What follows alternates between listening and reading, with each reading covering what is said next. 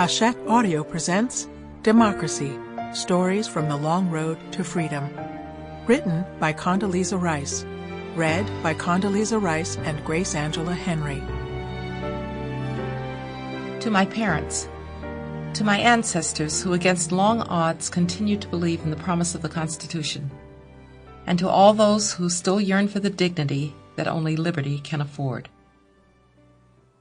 It is of great importance in a republic not only to guard the society against the oppression of its rulers, but to guard one part of the society against the injustice of the other part.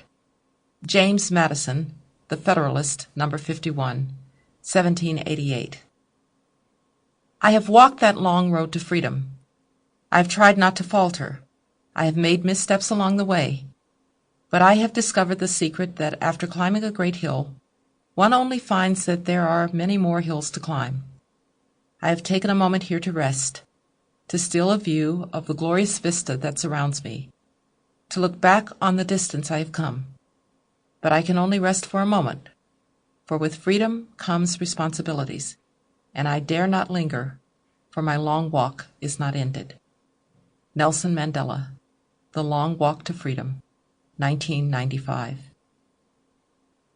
Prologue.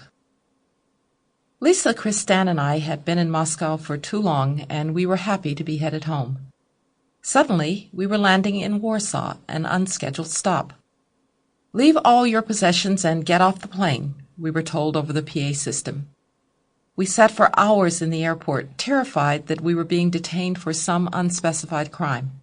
It was 1979, and we were 3 American girls in a communist country. After what seemed like a lifetime, we were told to get back on the plane. It took off, and when we landed in Paris, the site of our connecting flight to the United States and a city safely within the West, we cried. 10 years later, in July 1989, I visited Poland again, this time with President George H.W. Bush. Mikhail Gorbachev was General Secretary of the Communist Party, and he was rewriting the rule book for Eastern Europe, loosening the constraints that had sustained Moscow's power. Poland was a very different place now. The first night of the visit, we were in Warsaw, guests of a dying Communist Party. The lights went out during the state dinner, a perfect metaphor for the regime's coming demise. The next day, we went to Gdansk, the home of Solidarity and its founder, Lech Wałęsa. This was the new Poland, experiencing dramatic and sudden change. We entered the town square where...